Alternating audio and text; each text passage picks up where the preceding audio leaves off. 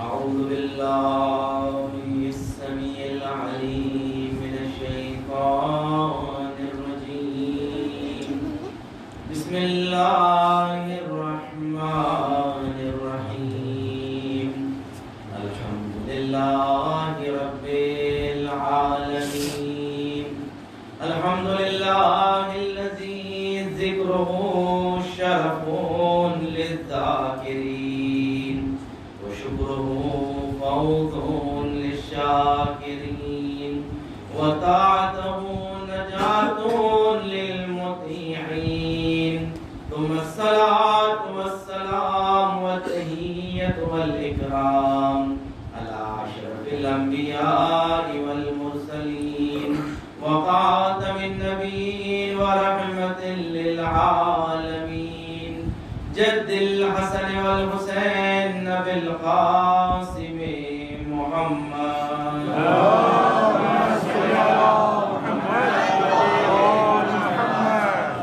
وعلى أهل بيته الطيبين الطاهرين المعصومين المظلومين الذين أذهب الله عنهم الرجس وطهرهم تطهيرا اللهم صل على محمد وآل محمد على السيد المطهر والإمام المظفر والشجاع الغزنفر أبي شبير وشبر قاسم طوبى وسقر الأنزع البتين اللجج المكين العالم المبين الناصر المعين ولي الدين الوالي الولي السيد الرزي الإمام الوصي الحاكم بنص الجليل المخلص الصفي المدفون بالغريب ليس بني غالب مظهر العجائب ومظهر الغرائب والشهاب الثاقب والهزبر الصالب نقطة دائرة المقالب أسد الله الغالب غالب كل غالب ومقلوب كل طالب صاحب المفاخر والمناقب إمام المشارق والمغارب الذي حكمه فرض على الحاضر والغائب مولانا ومولى الكونين الإمام الثقلين أبي الحسنين يعصوب الدين وقائد بر المعجلين أمير المؤمنين علي بن أبي طالب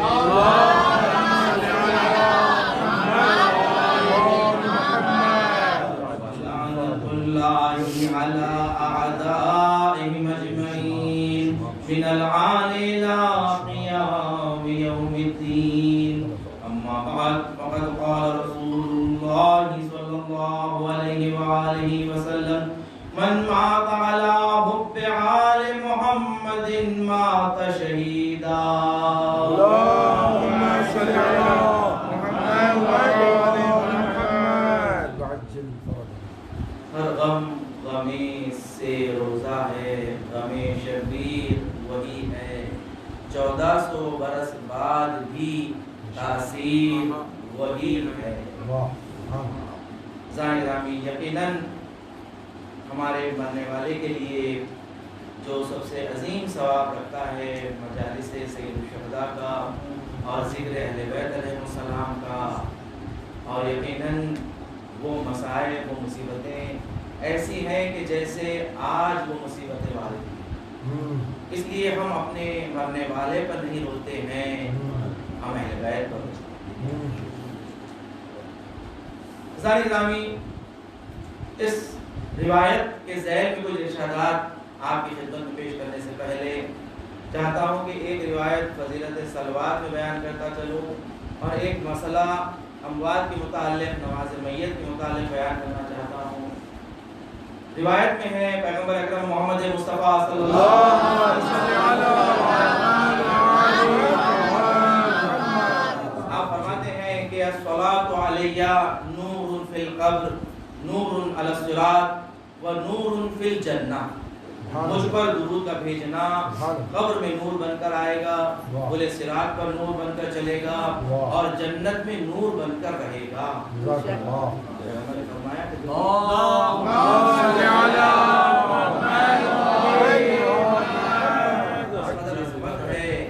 یہ دنیا میں تو انسان کی بہت ساری حاجتیں پوری ہو جاتی ہیں، پیغمبر فرمانے کے حقیقی صلوات کا فائدہ تو تمہیں مرنے کے بعد پتہ چلے گا۔ حقیقی فائدے، پیغمبر اس حقیقی فائدے بتا رہے ہیں۔ دنیا میں بھی انسان دیکھیں، آپ تجربہ کر کے دیکھیں، کوئی کام نہ ہو رہا ہو، آپ درود پڑھ کے دیکھیں کس قدر سریع آپ کا کام ہوتا ہے۔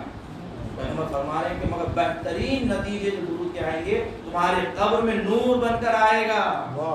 جو تاریکی ہوگی وہاں نور بن کر جو چیز آئے گی وہ ذکر اہل بیت ہے۔ ذکر اہل بیت پہ ہم نے فرمایا اس پر درود، قبر میں نور بن کر آئے گا، بولے صراط پر نور بن کر چلے گا، بولے صراط پر نور۔ اور تیسری چیز جنت میں نور بن کر رہے گا۔ آپ دیکھیں ساری عبادتیں انسان کو جنت پہنچانے کے لیے ہے، ساری عبادتیں انسان کو تاکہ جنت پہنچا دے، جنت تک پہنچا دے۔ مگر درود ایک ایسی عبادت ہے کہ نہ تمہیں جنت تک پہنچائے گی بلکہ جنت میں نور بن کے تمہارے ساتھ رہے گی۔ اللہم صلی علی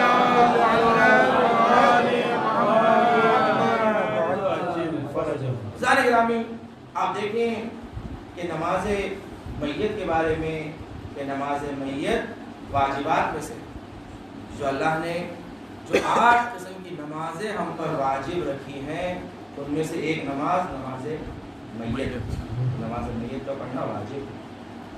8 نمازیں کیا کیا ہم پر واجب ہیں وہ مختصراً تیزی کے ساتھ آپ کے سامنے بیان کر دوں تاکہ اگرچہ ہمارے ذہن میں ہے موجود مگر ایک مرور ہو جاتا ہے۔ وَذَكِّرْ إِنَّ الذِّكْرَ تَنفَعُ الْمُؤْمِنِينَ، کہ دیکھو ذکر کیا کرو مومنین کے لیے فائدہ مند ہے، تذکر مومنین کے لیے فائدہ مند ہوتا ہے۔ تو 8 قسم کی نمازیں ہم پر واجب ہے۔ سب سے پہلی نماز جو ہم پر واجب ہے وہ ہے نماز پنجگانہ، 5 وقتہ نماز ہم پر واجب ہے، یہ نماز واجب۔ دوسری نماز جو ہم پر واجب ہے وہ ہے قضا نماز۔ اگر انسان سے خدا نہ خواستہ کوئی نماز قضا ہو جائے تو قضا نماز کا بھی پڑھنا ہم پر واجب ہے، واجب ہے قضا نماز کو بھی ادا کرنا، واجبات میں سے کوئی واجب نہیں۔ تیسری نماز جو واجب ہے وہ ہے باپ کی قضائے عمری مرنے کے بعد۔ اگرچہ بعض علماء نے کہا ماں کی بھی قضائے عمری اگر ہو تو اولاد پر بڑے بیٹے پر واجب ہے، بڑے بیٹے پر واجب ہو جاتی ہے نماز کہ ماں باپ کی اگر نماز قضا ہو تو اولاد کے اوپر واجب ہے۔ یہ تیسری نماز ہو گئی واجب۔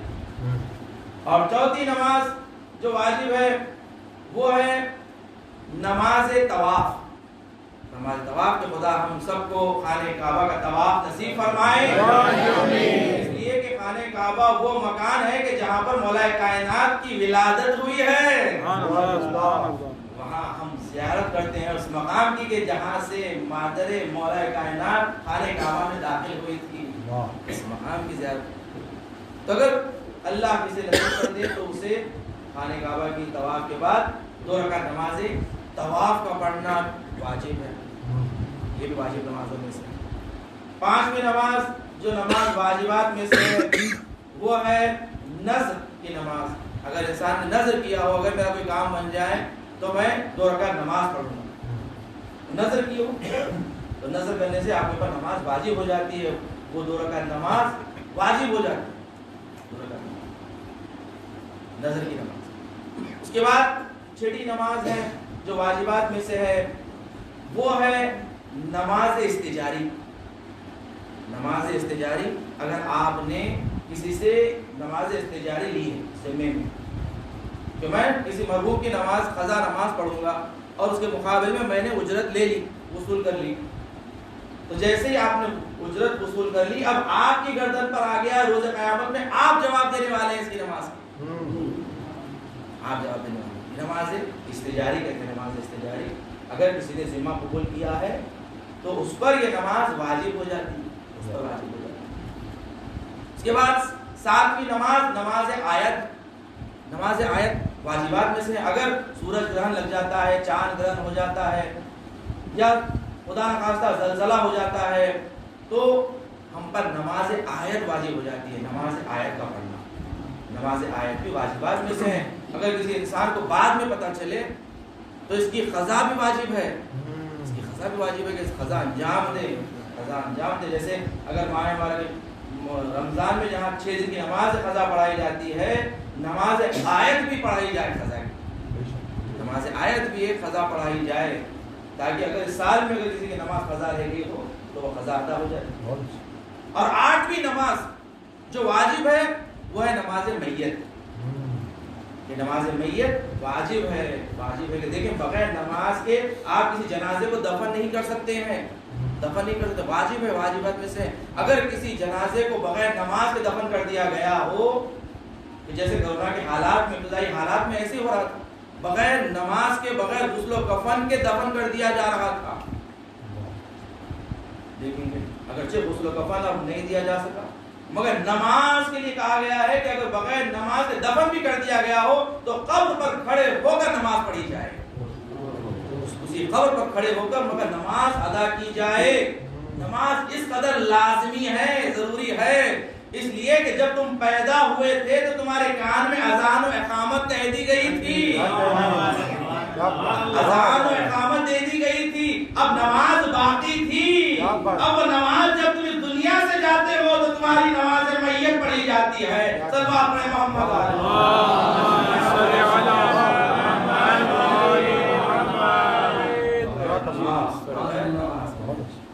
نماز واجب ہو جاتی ہے کہ حتیٰ قبر پر کھڑے ہو کر نماز ادا کروائے نماز، یہ اس کی نماز باقی ہے، نماز باقی ہے۔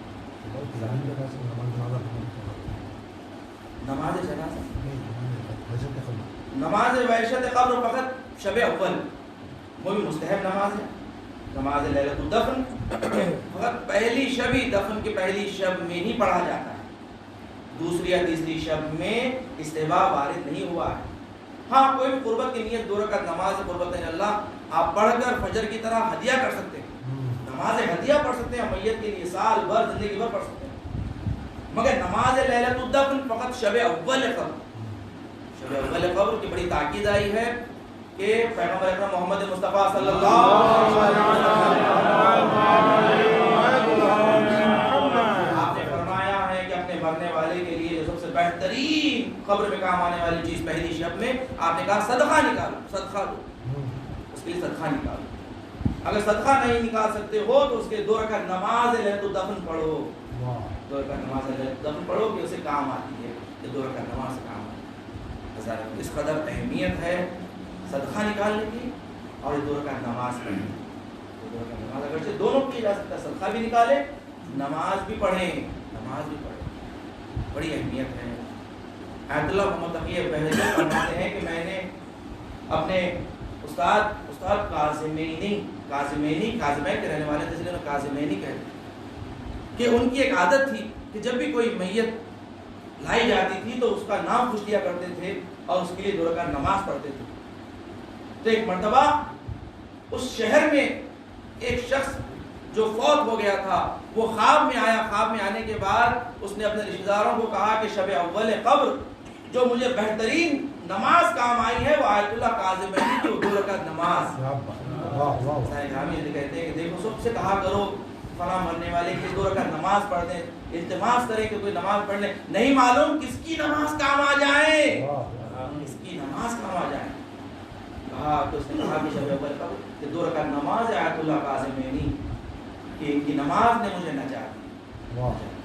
اس قدر عظمت ہے ظاہرانی کہ نماز میت میں 5 تکبیرات، نماز میت کی 5 تکبیرات ہیں، یہ واجب نماز ہے، ہر کسی کو اس کے احکام کا پتہ ہونا چاہیے۔ اس لیے میری عادت ہے ہر مجلس سے چاہے زیارت ہو یا چہل و ساتا ہو میں ضرور ایک اموات کا مسئلہ ضرور بتاتا ہوں تاکہ ہماری یہ مجالس ایک انفارمیٹو مجلس ہو جائے، نالج حاصل ہو جائے، معلومات حاصل ہو جائے۔ اس لیے کہ گفتگو جس کی ہو رہی ہے ایک مرنے والے کی مجلس رکھی گئی، عیسائی ثواب کی مجلس رکھی گئی ہے، در حقیقت میں ہمارے لیے عبرت ہے، ہمارے لیے ایک بہانہ ہے کہ ہمیں ابھی فرصت ملی ہے، ابھی ہم زندہ اس لیے کہ ہر نفس کو موت کا مزہ چکنا ہے۔ آج ہم کچھ لمحوں کے لیے زندہ ہیں، کچھ دنوں کے لیے نہیں معلوم، اس لیے کہ ہر انسان کو موت کا مزہ چکنا ہے۔ ہم فرصت سمجھے اور فرصت سمجھ کے فرصت کا بہترین استفادہ کریں۔ نماز میت کے بارے میں سب کو معلوم ہونا چاہیے کہ 5 تکبیرات ہوتے ہیں اور ہر تکبیر کے بعد کچھ ذکر ہوتا ہے۔ اگر آپ جماعت سے پڑھ رہے ہیں تو جماعت کے ساتھ آپ جب پڑھیں گے تو یہ نیت کر کے پڑھیں گے کہ میں جماعت کے ساتھ پڑھ رہا ہوں، قربتاً اللہ، آپ قربتاً کی بھی نیت کر لیے گا، واجب کی نیت امام جماعت کر لیے، اس کے بعد آپ قربت کی بھی نیت کر لیے، کفایت کرتا ہے، واجب کی بھی نیت اگر آپ کرتے ہیں کوئی بات نہیں، صحیح ہے۔ اس کے بعد یہ 5 تکبیر کے بعد تکبیر بھی کہنا آپ پر ضروری ہے اور ذکر بھی کرنا آپ کے لیے ضروری ہے۔ جو ذکر پڑھا جا رہا ہے، جو پیش امام ذکر پڑھ رہا ہے، اس کا بھی تکرار کرنا آپ پر ضروری ہے تاکہ ثواب آپ کو حاصل ہو جائے۔ میں حکم بتانے کے بعد آپ اس کا ثواب بتاتا ہوں، کیا ثواب کہ 5 تکبیرات، پہلی تکبیرات کے بعد شہادتین دینا، یہ 2 لازم ہے، شہادتین کا دینا۔ اس کے بعد حتی تیسری شہادت، مولا کائنات کی شہادت کے بارے میں علماء نے نماز میت میں اجازت دی، کہا کہ نماز میت میں اجازت ہے، آپ پڑھ سکتے ہیں شہادت، بلکہ نہ صرف مولا کائنات بلکہ آپ پورے 4 معصومین کا نام لے سکتے ہیں، 4 معصومین کا نام لے سکتے ہیں نماز میت میں اجازت، کیونکہ نماز میت دعا ہے، نماز میت ایک دعا ہے، میت کی دعا ہے، اجازت ہے اس میں آپ اضافہ کر سکتے ہیں۔ شہادتین، دوسری تکبیر کے بعد درود کا پڑھنا ہے، درود کا پڑھنا، خالی آپ اللہم صلی علی محمد وآل محمد پڑھ لیے کافی، بس درود کا۔ اس کے بعد جو مستحب پڑھتے ہیں اس کے بعد طویل ذکر ہوتا ہے، وہ مستحبات میں سے ہیں، اگر آپ ساتھ پڑھیں کوئی بات، خالی اللہم صلی علی محمد وآل محمد آپ نے کہہ دیا، یہ دوسری تکبیر کا ذکر مکمل۔ تیسری تکبیر کا ذکر اللہم اغفر للمؤمنین والمؤمنات، بس یہ اتنا کافی ہے، بس یہ واجب ہے، باقی کا مستحب۔ تو تیسری تکبیر کے بعد اللہم اغفر للمؤمنین والمؤمنات کہنا یہ واجب۔ اس کے بعد چوتھی تکبیر کے بعد اللہم اغفر لہذا المیت، اگر مرد ہو کہ اللہم اغفر لہذا المیت، اس میت کی اللہ مغفرت فرما، یہ چوتھی تکبیر۔ اگر زنانہ ہو اللہم اغفر لہذہ المیت، حاضہ کی زمین لگا کر میت، اس میت کی مغفرت فرما۔ پھر 5ویں تکبیر کے بعد نماز مکمل ہو جاتی ہے، جیسے آپ نے 5ویں تکبیر کی اللہ اکبر، نماز مکمل ہو گئی، مستحب ہے، اس کے بعد قنوت پڑھیں گے، مستحب ہے قنوت پڑھیں کہ اس میں مستحب کہا گیا ہے کہ ربنا آتنا فی الدنیا حسنۃ وفی الآخرۃ حسنۃ وقنا عذاب النار، یہ دعا پڑھ لیں۔ اور ساتھ میں ہمیشہ اس قنوت میں دعا پڑھتا ہوں الحمدللہ الذی جعلنا وإیاہ، یعنی پروردگار تیرا لاکھ لاکھ شکر ہے کہ تو نے ہمیں اور اس میت کو، اگر عورت ہے تو یہاں اس میت، اس زنانی میت کو تو نے ولایت مولا کائنات میں سے قرار دینے والوں میں سے پایا ہے، کہ ہمیں ولایت مولا کائنات کے ماننے والوں میں قرار دیا ہے۔ پروردگار تیرا شکر ہے کہ ہم دنیا میں آئے تو ولایت مولا کائنات کو لے کر، اور دنیا سے جا بھی رہے ہیں تو ولایت مولا کائنات کے ساتھ۔ صلوات پڑھنا دیں گے، یہ تمہیں خدا سے قریب کر دیں گے، نزدیک کر دیں گے۔ حضرات گرامی، ایک شخص مسجد نبوی میں آیا اور آنے کے بعد پیغمبر اکرم محمد مصطفیٰ صلی اللہ علیہ وسلم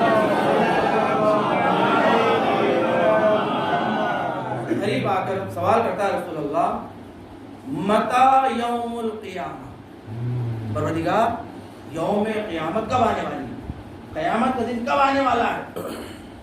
اس نے سوال کیا، ایک مرتبہ پیغمبر جواب دینا چاہ رہے تھے کہ اذان ہوئی، اذان شروع، اور جیسے ہی اذان ہوئی پیغمبر اپنے مقام سے اٹھ جایا کرتے تھے، اس لیے کہ اہل بیت علیہ السلام وقت کے بڑے پابند تھے، نماز کے بڑے پابند تھے، اس قدر نماز کو اہمیت دیا کرتے تھے۔ پیغمبر کھڑے ہو گئے نماز کے لیے، اس لیے کہا جاتا تھا کہ پیغمبر اکرم کس قدر اخلاق کے نمونے عمل تھے، مگر جیسے ہی جہاں گناہ ہوتا تھا کوئی ان کے سامنے غیبت کرتا تھا چہرے کا رنگ بدل جاتا تھا، چہرے کا رنگ بدل جاتا. جیسے وقت کے نماز ہوتا تھا وہ نہیں دیکھتے تھے کہ سامنے کون بیٹھا ہوا ہے, اس لیے کہ جسے پکارا جا رہا ہے اللہ اکبر کہا جا رہا ہے.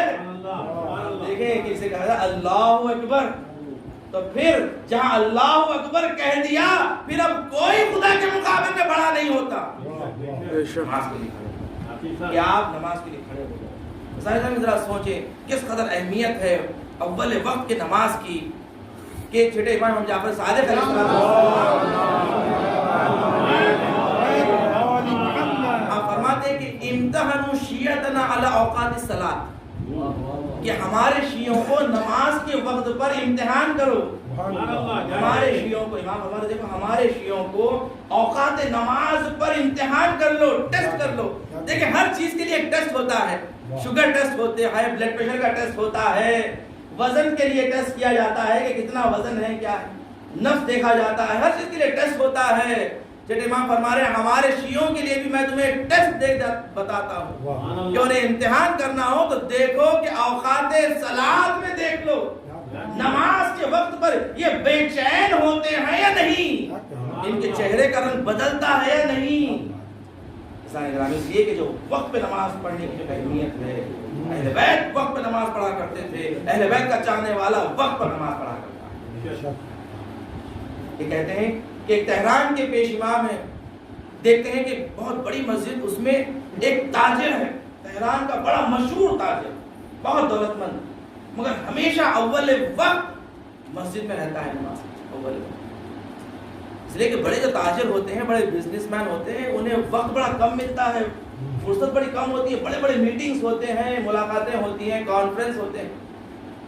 مگر یہ تاجر ہمیشہ یہ پیش امام دیکھتے ہیں کہ ہمیشہ مسجد میں ہوتا ہے اول وقت. ایک مرتبہ پیش امام نے ان سے پوچھ لیا کہ میں نے آپ کو کافی زمانے سے دیکھا ہے, آپ ہمیشہ اول وقت مسجد میں رہتے ہیں, میں اس کا سبب پوچھنا چاہتا ہوں. اس لیے کہ کبھی بھی انسان سے تو کبھی دیر ہو سکتی ہے, دیر دراز, مگر آپ ہمیشہ پابند ہوتے ہیں وقت کے, اس کی وجہ کیا ہے؟ تو انہوں نے فرمایا کہ میری جوانی کا عالم تھا, جب میں جوان تھا تو آیت اللہ نقودکی اصفہانی جو بڑی معروف شخصیت تھی, عارف باللہ تھے اپنے زمانے کے, بڑے عارف تھے, میں نے ان سے ملاقات کی اور ان سے میں نے سوال کیا کہ آقا میں آپ سے ایک ایسا عمل چاہتا ہوں کہ جس سے میری 3 حاجتیں پوری ہو جائیں. میں جوان ہوں, میں چاہتا ہوں کہ میرا کاروبار سیٹ ہو جائے, میرا کاروبار شروع ہو جائے, ایک اچھا کاروبار میں لگ جاؤں, بزنس. دوسری میری خواہش ہے کہ میری اچھی جگہ شادی ہو جائے, اچھے لڑکی سے اچھی شادی ہو جائے تاکہ میری زندگی بس جائے. اور تیسری میری حاجت ہے کہ میں جوانی کے عالم میں حج کر لوں, اس لیے کہ حج جو عمل ہے اس میں محنت بہت لگتی ہے, اس لیے بہتر ہے انسان جوانی میں کر لیں, جوانی میں کر لیں. اس لیے کہ حج ایسا عمل ہے کہ اس میں پڑھنا بہت کم ہے, فقط 2 رکعت نماز طواف, ورنہ اکثر آپ پورا عمل جو حج میں کرنا ہے پورا پریکٹیکل عمل ہے. تو اس لیے کہا جوانی میں کہ میری خواہش ہے کہ جوانی میں حج کر دوں. یہ 3 حاجتیں ہیں. تو آیت اللہ نقودکی اصفہانی نے فرمایا کہ میں تمہیں ایک ایسا عمل بتاتا ہوں کہ تمہاری 3 حاجتیں اس سے پوری ہو جائے گی. اول وقت نماز پڑھا کرو, اول وقت نماز پڑھا کرو, دیکھو تمہاری ساری حاجتیں پوری ہو جائیں.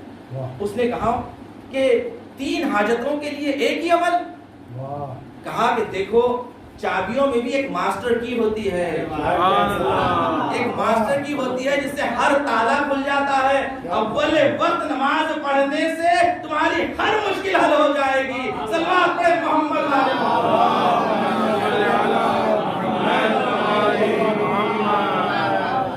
نماز معراج مومن ہے, یہ ماسٹر کی ہے, یاد رکھو کہ اول وقت, آپ نے کہا اول وقت پابند ہو جاؤ. پھر اس نے کہا اس تاجر نے کہ میں نے اسی وقت سے اول وقت کا پابند ہو گیا, بس 1 سال کے عرصے میں میرا بہترین بزنس شروع ہو گیا, اور میں اسی سال میری شادی ہو گئی, اور اسی سال مجھے حج بھی نصیب ہو گیا. اور میں جیسے 1 سال کے اندر میں نے نتیجے دیکھے, میں سمجھ گیا کہ واقعاً ان کا یہ نسخہ بہترین نسخہ ہے, اور آج میں کامیاب اگر تاجر ہوں تو اسی اول وقت نماز کی وجہ سے.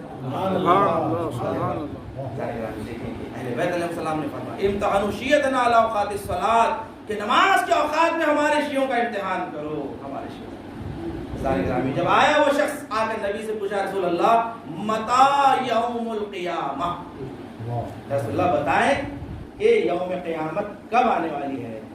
جب حضور نماز سے واپس آئے، آنے کے بعد سوال کیا تم میں سے کس نے سوال کیا تھا مجھ سے بتاؤ؟ وہ شخص کھڑا ہو گیا، رسول اللہ میں نے سوال کیا۔ پیغمبر نے پوچھا بتا تو نے روز قیامت کے لیے تیاری کیا کی؟ پھر سوال کر رہا ہے کہ کب ہے یوم قیامت۔ اگر کوئی شاگرد یہ سوال کرے، کوئی اسٹوڈنٹ یہ پوچھے کہ ایگزام کب ہے، تو استاد یہ پوچھے گا کہ بتاؤ تم تیار ہو یا نہیں امتحان کے لیے؟ امتحان کے لیے تیار ہو یا نہیں؟ کہ تم امتحان پوچھ رہے ہو کہ امتحان کب ہے؟ پیغمبر نے پوچھا کہ تم روز قیامت کے تیار ہو؟ کیا تیاری کی ہے تم نے؟ اس نے کہا رسول اللہ زیادہ نماز روزے میں نے جمع نہیں کیے، زیادہ نماز روزے میں نے جمع نہیں کیے ہیں، مگر آپ کی محبت اور آپ کے اہل بیت کی محبت کو میں نے اپنے دل میں رکھا ہے۔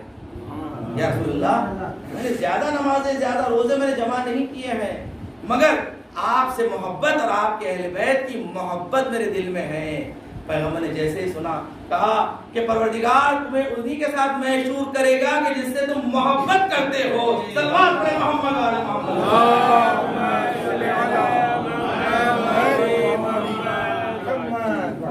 اس لیے کہ مولا کائنات فرماتے ہیں کہ بہترین نیکی روز قیامت میں کام آنے والی، بہترین نیکی جو روز قیامت میں کام آنے والی ہے وہ ہماری محبت ہے، ہم اہل بیت کی محبت ہے۔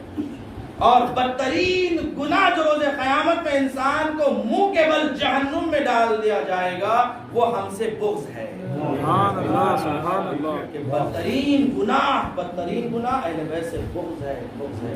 عزیزان گرامی آج ہی میں ایک روایت دیکھ رہا تھا جس میں مولا کائنات ابی المومنین علی ابن ابی طالب اس نے فرمایا کہ تمام نیکیوں کی اصل اور فر ہم ہیں، تمام نیکیوں کی تمام خوبیوں کی اچھائیوں کی اصل ہم ہیں، فر بھی ہم ہیں۔ آپ نے فرمایا نماز ہم ہیں، روزہ ہم ہیں، حج ہم ہیں، خمس ہم ہیں، زکوٰۃ ہم ہیں، امر بالمعروف ہم ہیں، نہی عن المنکر ہم ہیں، تولا ہم ہیں، تبرہ۔ سارے فر جتنے بھی ہیں نیکیوں کے، ساری نیکیاں دنیا میں ڈھونڈ لو وہ سب ہم سے ہیں، ہم سے ہیں۔ اور اس بات فرمایا اور ساری برائیاں ہماری دشمنوں سے ہے، اس کی اصل ہماری دشمنی ہے۔ اور جتنی دشمنیاں لے لو آپ، کینہ، حسد، غرور، تکبر، یہ ساری ہماری دشمنیوں کی فر ہے، یہ ہمارے دشمنوں کی فر ہے، اصل اور فر۔ کہ آپ دیکھیں کہ اب انسان جہاں پہچان لے گا کہ اہل بیت نے فرمایا ساری عبادتیں ہم ہیں، اب نماز سے اہل بیت کو نہیں ٹکرائے گا، بلکہ نماز اول وقت پڑھے گا، اس لیے کہ یہ نماز خود میرے مولا کا فر ہے، یہ میرے مولا کا عمل ہے۔ اہل بیت نے فرمایا ساری نیکیاں ہم ہی تو ہے، ہم ہی تو ہے، اس لیے کسی نیکی کو نہیں چھوڑنا۔ والدین کے احترام اہل بیت سے ربط رکھتا ہے، لوگوں سے اچھی گفتگو اہل بیت سے ربط رکھتا ہے، اہل بیت سے ربط رکھتا ہے، بڑی اہمیت ہے۔ ہر خوبی اہل بیت تک پہنچا دی، اہل بیت۔ عبد اللہ محمد تقی بہجت سے کسی نے سوال کیا کہ بتائیں کہ ہم اپنے امام کی محبت چاہتے ہیں تو کیا کریں؟ تو آپ نے فرمایا اگر امام کی محبت چاہتے ہو تو یہ کام کرو کہ اللہ کی معرفت میں اضافہ کرو اور اللہ کی اطاعت کیا کرو، اس لیے کہ اہل بیت انہیں زیادہ پسند کرتے ہیں کہ جو اللہ کی معرفت زیادہ رکھتے ہیں اور اللہ کی اطاعت زیادہ کرتے ہیں، پابند ہوتے ہیں، ان سے اہل بیت محبت کرتے ہیں۔ تم چاہتے ہو کہ اپنے بارے میں یہ دیکھو کہ تم سے امام وقت تمہیں چاہتا ہے یا نہیں چاہتا ہے، تو تم اپنی معرفت کو اضافہ کرو خدا کی اور اطاعت پروردگار کو زیادہ کرو۔ پھر سوال کیا سوال کرنے والے نے عبداللہ بہجت سے اگر میں خدا کی محبت چاہتا ہوں کہ خدا مجھ سے محبت کرے تو فرمایا اہل بیت سے محبت کرنا شروع کر دو، اس لیے کہ پروردگار نے فرمایا جو اہل بیت سے محبت کرتا ہے اس سے خدا محبت کرتا ہے۔ صلوات پڑھیں محمد علیہ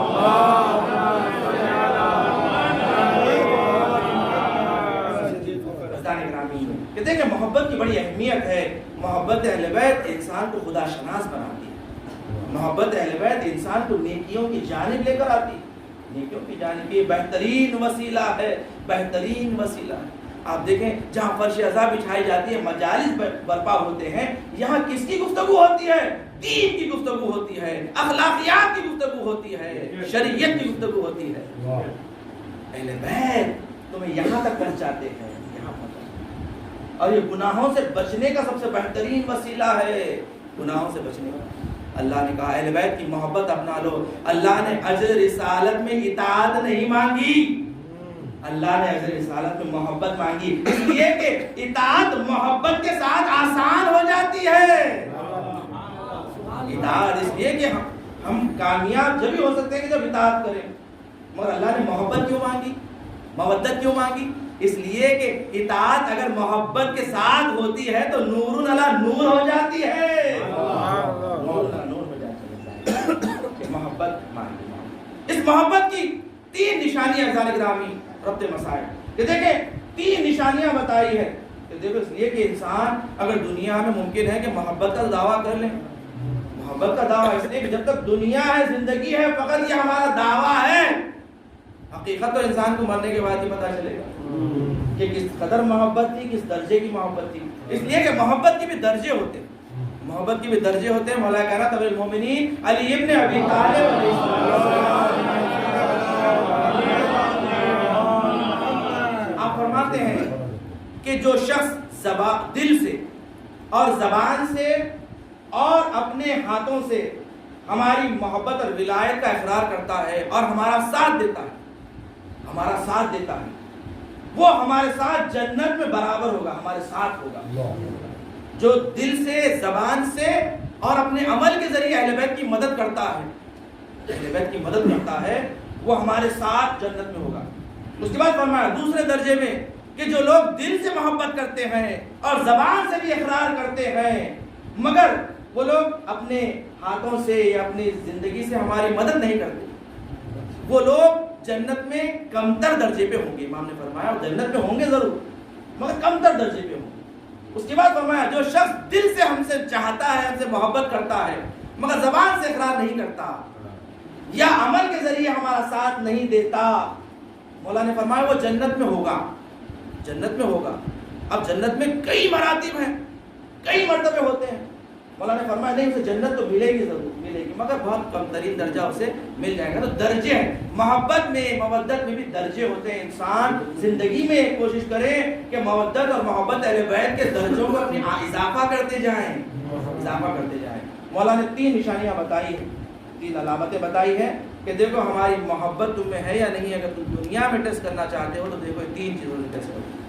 سب سے پہلی چیز یہ دیکھو کہ ہماری محبت کے ساتھ عمل بھی کرتے ہو یا نہیں، عمل۔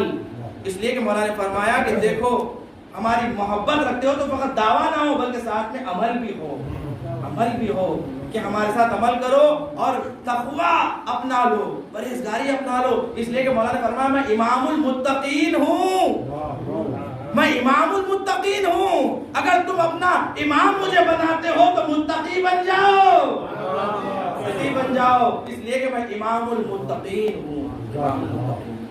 امام نے فرمایا نہیں البلاغہ میں ہے کہ دیکھو اگرچہ تم مجھ جیسی عبادت نہیں کر سکتے ہو، مجھ جیسی نماز نہیں پڑھ سکتے ہو تو مگر تم کوشش کرو، کوشش کرو تاکہ تم کچھ نمازیں لے کر آؤ، کچھ عبادتیں لے کر آؤ تاکہ میں مدد کروں تمہاری تو یہ تمہیں جنت تک پہنچا دے۔ امام نے فرمایا کہ تم اپنی عبادتوں سے کوشش کرو، انہوں نے کہا کہ مجھ جیسا بن جاؤ۔ اگرچہ کہ میزان الاعمال مولا کائنات ہے، جس وزنے پہ تولا جائے گا مولا کائنات کو پروردگار قرار دے گا، دیکھے گا کہ علی جیسا عمل لائے ہو یا نہیں۔ مولا نے فرمایا دیکھو روز قیامت میں مجھے شرمندہ نہ کر دینا، کچھ نمازیں لے کر آؤ تاکہ میں اپنی ولایت کو اضافہ کر دوں، تمہیں اپنے جیسا بنا دوں۔ سلوات پڑھیں محمد والے محمد۔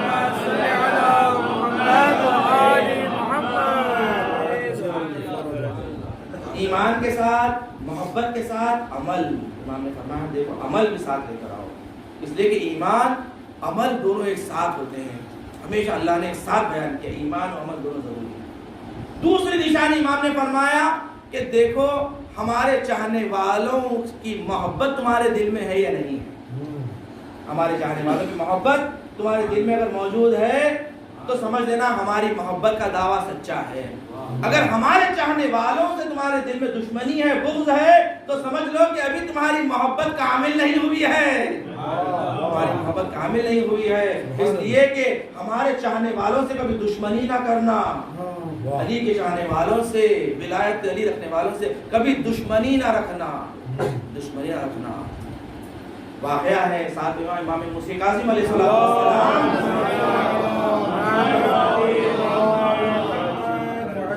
کہ آپ کے شاگرد اور آپ کے صحابی ہارون رشید کی حکومت میں بڑا مقام انہیں ملتا ہے. بڑا مقام انہیں ملتا ہے.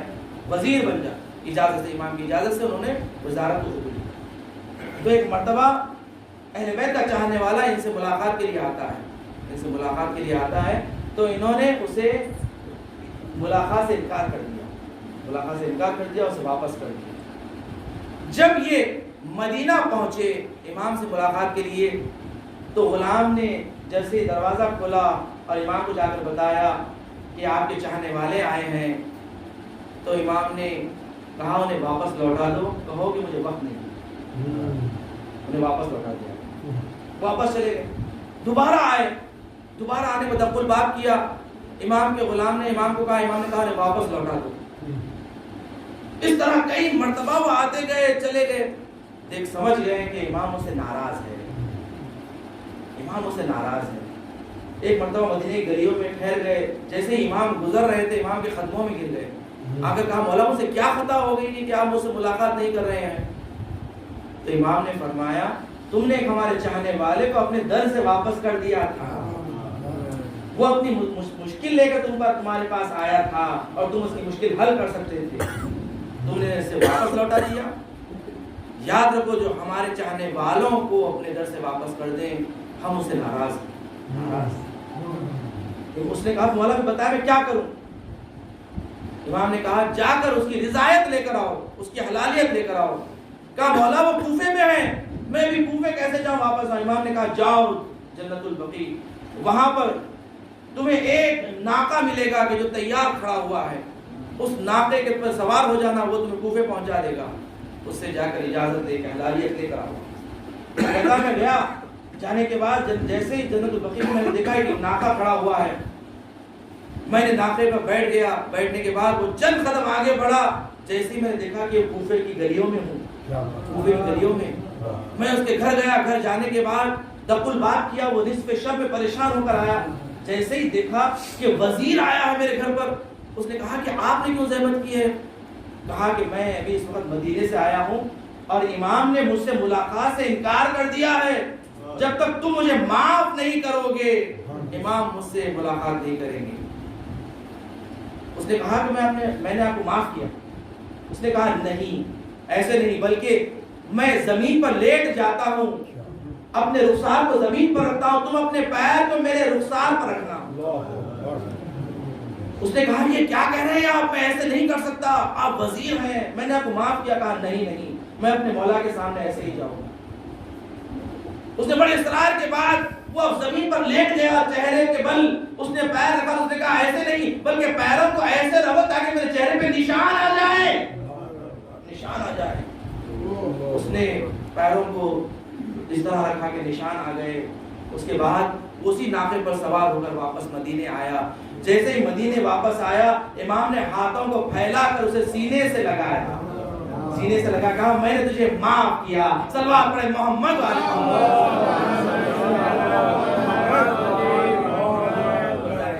دیکھیں امام نے فرمایا محبت اہل بیت کی نشانی یہ ہے کہ دیکھو کہ تمہارے دل میں اہل بیت کے چاہنے والوں سے دشمنی تو نہیں ہے، بغض تو نہیں ہے. کہ دیکھو اپنے بھائی سے، سگے بھائی سے دشمنی نہ رکھو، اپنی بہنوں سے دشمنی نہ رکھو، اپنے رشتہ داروں سے دشمنی نہ رکھو. یہ صلہ رحم کو اللہ نے واجب قرار دیا ہے، واجب قرار دیا ہے. یہ رشتوں کو توڑنے سے تم اہل بیت سے نہیں جڑ سکتے. تم اپنے ذاتی رشتوں کو توڑنے سے اہل بیت سے بھی ٹوٹ جاتے. اہمیت ہے کہ دیکھو رشتوں کا خیال رکھو، محبتیں آپس میں محبتیں ضروری ہیں. اس لیے کہ اہل بیت کی محبت چاہتے ہو تو اپنے درمیان محبت سے رہو. محبت سے رہو۔ تیسری نشانی مولا نے فرمایا کہ دیکھو تیسری نشانی ہماری محبت کی یہ ہے کہ دیکھو اگر ہم سے محبت کرتے ہو تو ہمارے ظالموں سے برات کرتے رہو، بیزار رہتے رہو، بیزار رہو ہمارے دشمنوں سے۔ کہیں ایسے نہ ہو کہ ہم سے ہی محبت کرتے ہو اور ہمارے دشمنوں سے ہی محبت کرتے ہو۔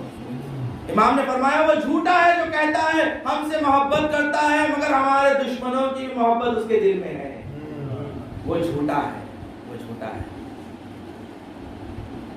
نوف سے امام نے کہا کہ نوف وہ شخص جو کہتا ہے حلالی ہے اور ہم سے دشمنی کرتا ہے، وہ گمان کر رہا ہے کہ وہ حلالی ہے، وہ حلال زیادہ نہیں ہو سکتا جو ہم سے دشمنی کرے۔ ہم سے دشمنی کرنے والا کبھی حلالی نہیں ہو سکتا، نہیں ہو سکتا، وہ گمان کر رہا ہے۔ چھٹے امام جعفر صادق علیہ السلام آپ فرماتے ہیں کہ جو شخص بھی اپنے دل میں اہل بیت کی محبت کی ٹھنڈک کو احساس کرے وہ اپنی ماں کے لیے کثرت سے دعا کرے، اس لیے کہ تمہاری ماں نے خیانت نہیں کی، خیانت نہیں کی۔ عزیزان گرامی امام نے اشارتاً فرما دیا کہ اپنی ماں کے لیے کثرت سے دعا کرو اگر ہم اہل بیت سے محبت کرتے ہو۔ ایک شخص آیا مولا کائنات امیر المومنین علی ابن ابی طالب علیہ السلام آپ کی خدمت میں آ کر کہنے لگا مولا میں آپ سے محبت کرتا ہوں، آپ کو چاہتا ہوں، اور بڑا اصرار کرنے لگا۔ جب اصرار کرنے لگا تو مولا نے ایک مرتبہ کہہ دیا کہ تو جھوٹ کہہ رہا ہے، تو جھوٹ کہہ رہا ہے کہ تو ہم سے محبت کرتا ہے۔ یاد رکھ 4 گروہ ہم سے کبھی محبت نہیں کر سکتے، ہماری ولایت نہیں رکھ سکتے۔ سب سے پہلا گروہ وہ ہے کہ جو بے غیرت انسان ہو کہ جو اپنی ناموس کو بیچتا ہے، جو اپنی ناموس کو بیچتا ہے وہ ہم سے کبھی محبت نہیں کر سکتا، وہ ہماری ولایت کو نہیں رکھ سکتا۔ دوسرا وہ شخص کہ جس کے اندر زنانے حرکات ہوتے ہیں، جس میں زنانے حرکات ہوتے ہیں، مرد ہوتا ہے مگر نام کا۔ دیکھیں میدان میں بھی پیغمبر نے فرمایا علم اسے دوں گا کہ جو مرد ہوگا رجل ہوگا، رجل کی شرط ہوتی ہے، محبت اہل بیت کے لیے بھی رجل ہونا پڑتا ہے، مرد ہونا پڑتا ہے تو محبت اہل بیت ملتی ہے۔ مولا نے فرمایا جس میں زنانے علامتیں ہوتی ہیں، حرکات ہوتی ہیں، وہ ہم سے کبھی محبت نہیں کر سکتا۔ تیسرا وہ شخص کہ جس کی ولادت حرام سے ہوئی ہے، جو حرام سے ہوئی ہے وہ کبھی ہم سے محبت نہیں کر سکتا۔ چوتھا وہ گروہ کہ جو زنا عورتوں کے جو مخصوص ایام میں نزدیکی کی وجہ سے پیدا ہوتے ہیں، یعنی جو حیضی ہوتے ہیں، امام نے فرمایا وہ بھی ہم سے محبت نہیں کر سکتا، نہیں کر سکتا۔ امام نے فرمایا یہ 4 گروہ ہیں کہ جو ہماری محبت کا دعویٰ نہیں ہوتے۔ عزیزان گرامی یاد رکھیں کہ بہت سارے ایسے جوان ہیں کہ انہیں مسائل نہیں معلوم ہوتے ہیں کہ دیکھیں شادی تو ہو جاتی ہے ظاہری بدن کے اعتبار سے تو بچہ جوان ہو گیا ہے مگر احکام شریعت نہیں معلوم، احکام نہیں معلوم، غسل جنابت کے احکام نہیں معلوم۔ اور خواتین کے مخصوص ایام میں نزدیکی جو ممانعت ہے کس قدر مذمت ہے کہ مولا فرما رہے ہیں کہ اس دوران جو نزدیکی کے ذریعے اگر کوئی اولاد پیدا ہو جائے وہ ہم اہل بیت کا نہیں ہو سکتا۔ دیکھیں کبھی خدا نہ خواستہ اہل بیت کا چاہنے والا یہ گناہ نہ کر بیٹھے اور اس کی وجہ سے گھر میں ایک اہل بیت کا دشمن پیدا ہو جائے، اہل بیت کا دشمن پیدا ہو جائے، جانے نہ جانے۔ احکام سے واقفیت ضروری ہے۔ دیکھو مولا نے فرمایا کہ یہ 4 گروہ کبھی ہم سے محبت نہیں کر سکتے، ہم سے محبت نہیں کر سکتے ہیں۔ اور فرمایا کہ اگر اہل کوفہ اگر فرات کے پانی سے اپنے بچوں کو چکایا کرتے تو سارا کوفہ ہم سے ہمارا چاہنے والا ہو جاتا۔ امام نے فرمایا کہ فرات کا پانی، دیکھو فرات کے پانی کو اپنے بچوں کو چٹایا کرو، فرات کا پانی کی بڑی فضیلت ہے۔ وہ ہر کوئی اگر اہل کوفہ، سارا کوفہ اگر اپنے بچوں کو فرات کا پانی چٹاتا یہ سارے کوفے والے ہمارے چاہنے والے ہو جاتے۔ یعنی امام فرما رہے ہیں کہ سارے کوفے والے ہمارے چاہنے والے نہیں ہیں، تا قیامت تک لوگ گمان نہ کریں کہ یہ کوفے والے شیعہ تھے، اہل بیت کے چاہنے والے تھے۔ امام نے کہا نہیں، فرات کے پانی کی بڑی اہمیت ہے، اس لیے ہم اپنے بچوں کو جیسے ہی دنیا میں آتے ہیں فرات کے پانی کے ساتھ خاک شفا بھی چٹاتے ہیں تاکہ دنیا میں جیسے ہی آئے اذان و اقامت بھی دے دی گئی ہے، فرش اذان سے بھی وابستہ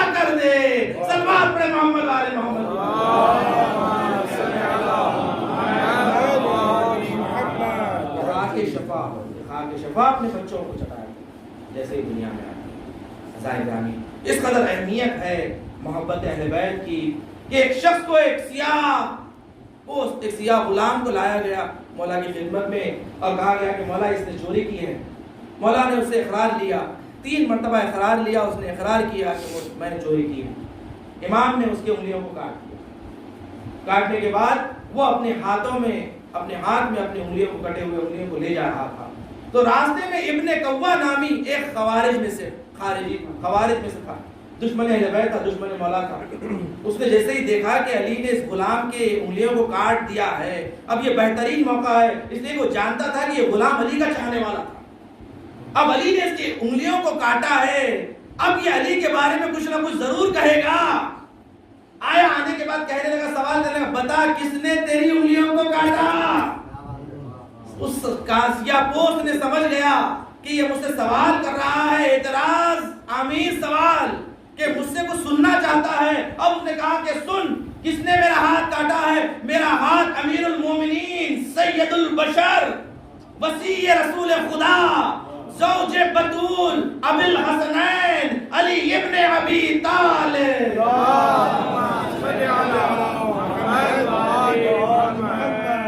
تمام فضائل پڑھنے لگا. ایک مرتبہ جب مولا کو خبر دی گئی کہ وہ غلام جس کے آپ نے انگلیاں کاٹی ہیں وہ چوراہے پر کھڑے ہو کر آپ کی فضیلتیں بیان کر رہا ہے، تو مولا نے کہا امام حسن سے جاؤ جا کر اسے بلا کر لے کر آؤ. بلانے کے بعد سوال کیا کہ بتا وجہ کیا ہے؟ تو کہا کہ اس نے مجھ سے سوال کیا تھا کہ کس نے انگلیاں کاٹیں. ابن قوا بھی ساتھ. تو مولا نے ایک مرتبہ 2 رکعت نماز پڑھی اور اس کے بعد اس کی انگلیوں کو لیا اور اپنے ابا کے دامن میں اس کا ہاتھ چھپایا اور اس کی انگلیوں کو اسے جوڑ دیا. ایک مرتبہ جیسے ابا ہٹائی دیکھا ساری انگلیاں واپس لگ گئی. اس کے بعد کہا ابن قوا سے، اے سن ابن قوا، ہمارا چاہنے والا اللہ نے جب پیدا کیا اس کی دل میں ہماری محبت ڈال دی. اگر ہم ان کے ٹکڑے ٹکڑے بھی کر دے ہماری محبت ان سے جدا نہیں ہو سکتی، ہماری محبت ان سے جدا نہیں ہو سکتی. اور ہمارے دشمنوں پر ہم اگر اصل شیرین یعنی شہد، ایک بہت ہی میٹھا شہد بھی اگر ہم انہیں کھلا دیں تو مگر ان کی کڑواہٹ ہم سے جدا نہیں ہو سکتی. ان کی کڑواہٹ میں کوئی کمی نہیں آئے گی، ان کے بغض میں، دشمنی میں کبھی کمی نہیں آئے گی. اس لیے یاد رکھیں اللہ نے چنا ہے آپ کو محبت اہل بیت کے لیے، عشق علی کے لیے آپ کو چنا ہے. اس لیے کہا گیا ہے ہمیشہ دعا کرتے ہیں الحمدللہ الذی جعلنا من المتمسکین بولایت امیر المومنین علی ابن ابی طالب.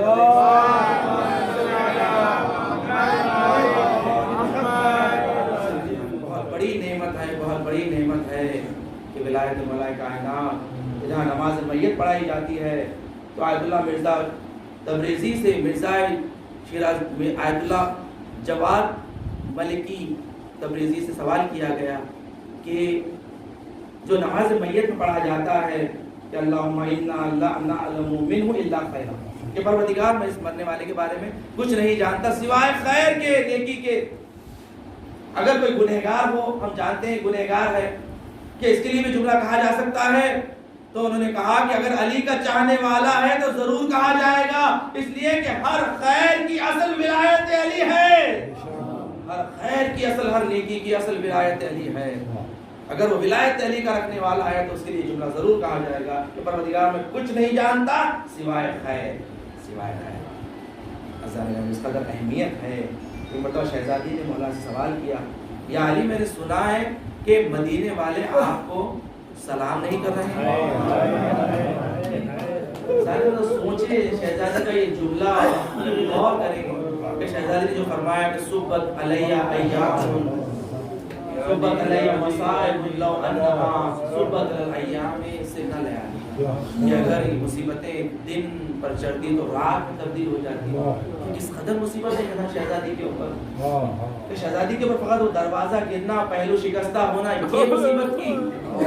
شہزادی کے سب سے بڑی مصیبت یہ تھی کہ علی کو اب سلام نہیں کیا جا رہا. علی کو اب سلام نہیں کیا. شہزادی نے تعجب سے پوچھا، علی میں نے سنا ہے کہ جب آپ کو سلام نہیں کیا جا رہا ہے؟ عزیزان گرامی آپ ذرا سنیں گے مولا کائنات کا جواب کیا تھا؟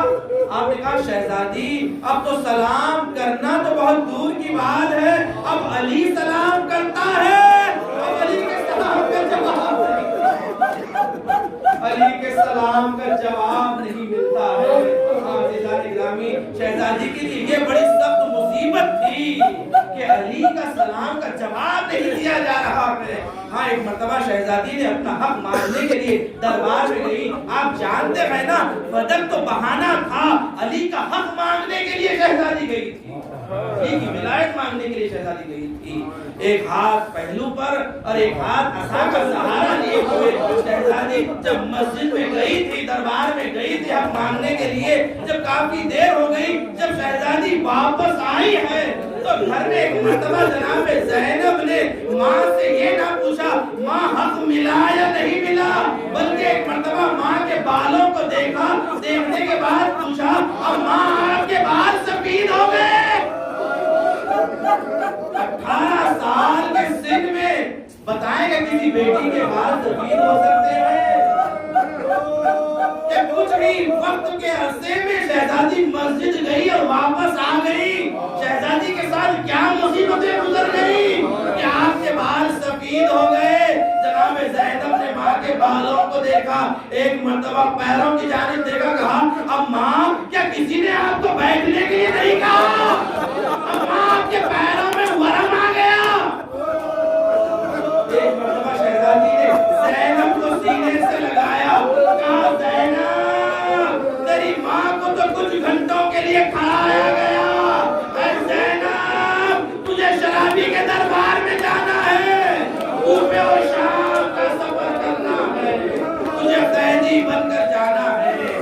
شام کی عورتیں جب ان قیدیوں کو دیکھا کرتی تھی کہ جہاں سے یہ قیدی گزرتے ان کے قدموں کے نشان خون آلود نشان پڑ جاتے، یہ خواتین پوچھنے لگتی یہ قیدی جہاں سے گزرتے ہیں ان کے پیروں کے نشان کیوں بن جاتے ہیں؟ کہا اس لیے کہ انہیں کانٹوں پہ چلایا گیا، انہیں کانٹوں پہ چلایا گیا۔ دروازے شام سے یزید کا دربار بہت مختصر سے وقت میں پہنچ جاتے ہیں، مگر امام کہتے ہیں کئی اذانیں گزر گئی، کئی اذانیں گزر گئی، ہم دروازے شام سے دربار یزید تک پہنچتے پہنچتے۔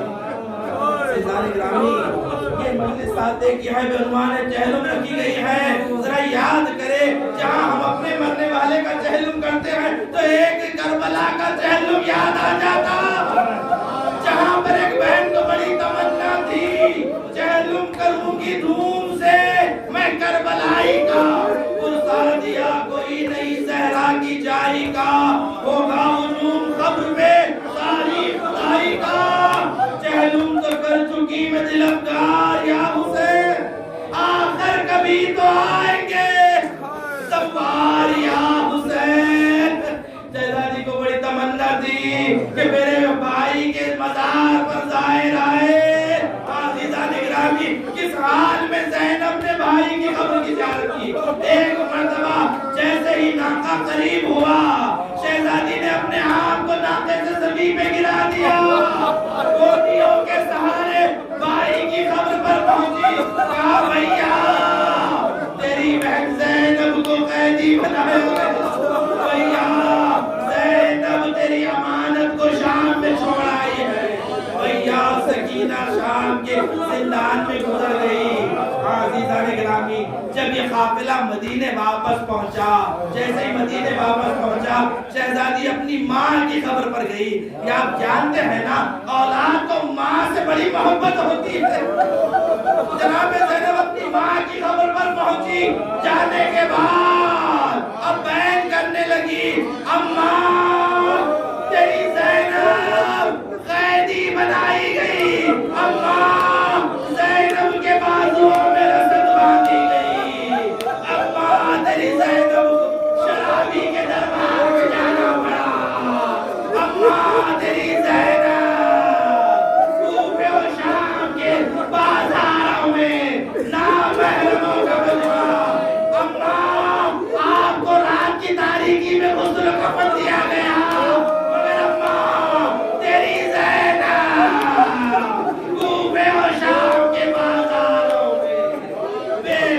زندہ ہو